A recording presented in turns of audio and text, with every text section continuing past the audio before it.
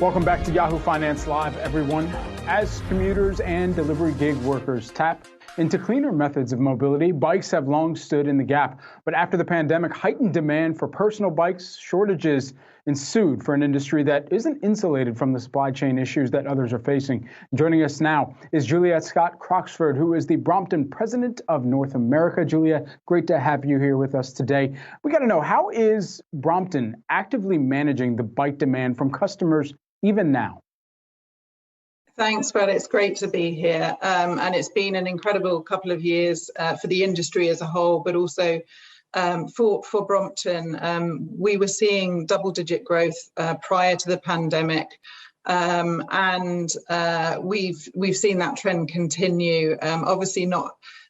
We've been affected like a lot of other people with our supply chain issues, but the growth of the bike industry and the brand, as people want to move around cities more freely and had less inclination to go on public transport, has obviously, we've seen a huge demand and surging growth. And obviously with that launched some new products as a result as well. Juliet, this is Emily here. Thank you again for joining us. I'm wondering, in terms of supply chain and some of the issues and disruptions that have been facing your company as well as others within transportation, where have most of the concerns been coming from? Has it been coming from certain materials, certain issues with production? And how have you been seeing these trends either easing or staying the same or improving in recent weeks and months? Yeah, thanks, Emily. I mean, over the past 2 years, the supply chain has retrenched further and further back. And now, the problem became you simply couldn't get hold of aluminum, you couldn't get hold of steel, you couldn't get hold of raw materials, supplier lead times in some instances shot out to 2 years, with obviously supplier rising prices due to their own challenges and requiring earlier and larger commitments up front. Then inbound logistics and lead time has grown with greater uncertainty. And then obviously with that, outbound logistics has faced equal challenges, amplified considerably by Europe and post-Brexit. However, we've really sort of tried to navigate this. We are in a sort of more fortunate position that we do a lot of we due to the amount we do in-house and due to the uniqueness of our product and closer relations from those we buy from, we're not a straight up commodity buyer, which has helped hugely.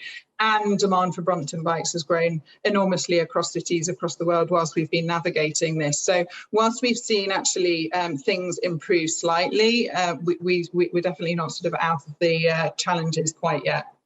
The consumer is very aware of inventory constraints, but also pricing. Is there any part of the business that you've been able to kind of look across and say, well, this is where we don't need to pass prices on to consumers? Or is it the alternative of that, where you have needed to kind of funnel that down to who is buying the bike at the end of the day? And what kind of increase in the actual product is the consumer seeing at the end of the day, too, with that price increase, too?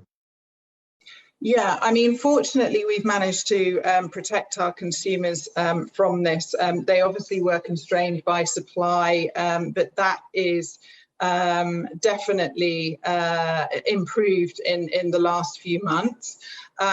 We have increased prices by a small amount, but actually we've managed to control costs and maintain pricing, giving us an advantage over our competitors. And we've managed to hold only a sort of minus 7% price rise on standard bikes and nothing on our electric bikes. So there's definitely an opportunity for consumers, and we've also got some great new products that have come in and are available now as well. Well, and speaking of your electric bikes, I'm wondering, how have sales and demand looked like and been different for your electric bikes versus your standard bikes at Brompton? Yeah, electric, we've seen a huge surge in popularity for electric. It is definitely reaching a new consumer that Brompton hasn't reached before, particularly for those consumers that are thinking about their first or last mile, or people that perhaps hadn't cycled before to get to meetings or to get to social events. The great thing about electric is you don't necessarily break a sweat like you do on a standard bike, but you still feel happier, and I think it's still better for your well-being and for your mental health by traveling in that way. So electric is a huge part of our plan for future growth, we're excited by the product, and I think the industry as a whole is going electric.